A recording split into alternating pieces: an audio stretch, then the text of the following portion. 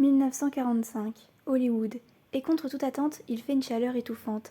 À l'intérieur d'un bureau sans climatisation, deux hommes transpirent littéralement d'inspiration.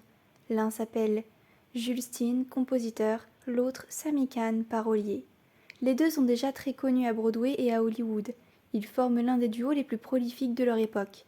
Ce jour-là, ils n'avaient pas prévu d'écrire une chanson de Noël. En fait, ils n'avaient même pas prévu d'écrire une chanson du tout. Mais la chaleur devenait insupportable. Alors, presque pour se rafraîchir mentalement, ils se mettent à imaginer le contraire de ce qu'ils vivent. Oh, the weather outside is frightful, but the fire is so delightful.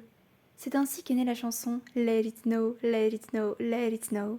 Un morceau d'hiver écrit en plein été, un fantasme givré pour oublier le bitume brûlant. Le titre est simple, mais l'idée est brillante. Une chanson d'amour à huis clos, où l'on souhaite que la neige continue de tomber, pour retarder le moment de se dire au revoir. C'est le crooner Vaughn Monroe qui l'enregistre le premier en 1945 et c'est un succès immédiat, mais ce n'est que le début de son histoire.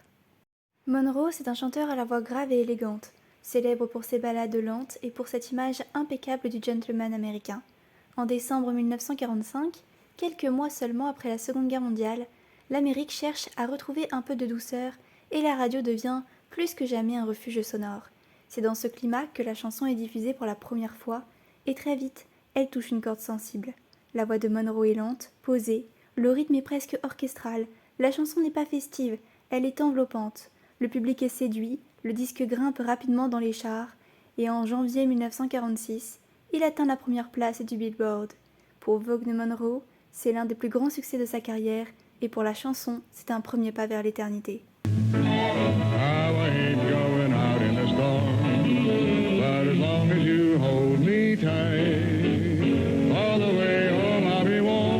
Après le succès fulgurant de Vaughn Monroe en 1945, Let It Snow entame sa vie publique. Elle entre dans les foyers, puis dans les chœurs. Mais ce sont d'autres voix qui vont l'emmener plus loin. Parmi elles, Frank Sinatra.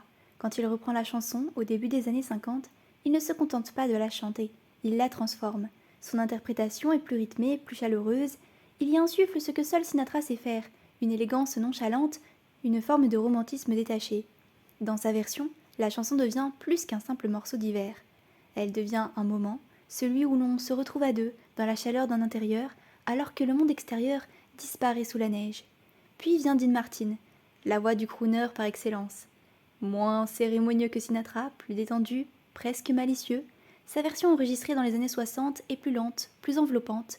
C'est une invitation à ralentir, à savourer l'instant et surtout à ne pas se presser de sortir. Avec ces deux géants de la musique américaine, la chanson s'installe doucement dans l'imaginaire collectif et elle change de statut.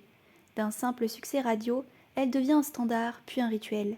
À chaque fin d'année, elle réapparaît comme un souvenir familier, un refrain qu'on reconnaît par cœur, même sans l'avoir jamais vraiment écouté. Et petit à petit, grâce à ses reprises iconiques, Let It Snow devient une chanson de Noël sans jamais le dire. Chaque année, à la même période, elle revient. Toujours là, toujours familière, parfois dans un supermarché, parfois à la radio, parfois juste au fond d'un vieux film. Et pourtant, Let It Snow n'est pas une chanson de Noël.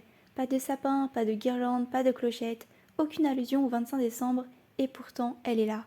Dans toutes les playlists de fêtes, dans tous les films de fin d'année, dans toutes les mémoires, sa force réside ailleurs, dans cette ambiance hivernale qu'elle évoque, dans cette chaleur qu'elle suggère, dans ce moment suspendu entre deux flocons. Et grâce aux reprises de Sinatra, Dean Martin, Ella Fitzgerald, Michael Bublé, elle s'est ancrée dans un imaginaire collectif, un monde feutré, rétro et rassurant. Avec le temps, elle est devenue bien plus qu'une chanson. Elle est devenue un signal, le moment où l'année ralentit, où l'on se permet d'arrêter, de rester à l'intérieur. Alors non, ce n'est pas une chanson de Noël, et c'est peut-être mieux que ça. Ce n'était pas une chanson de Noël, et pourtant, c'est peut-être celle qui le dit le mieux. Alors finalement, peut-être que les classiques, n'est-ce pas toujours là où on les attend ?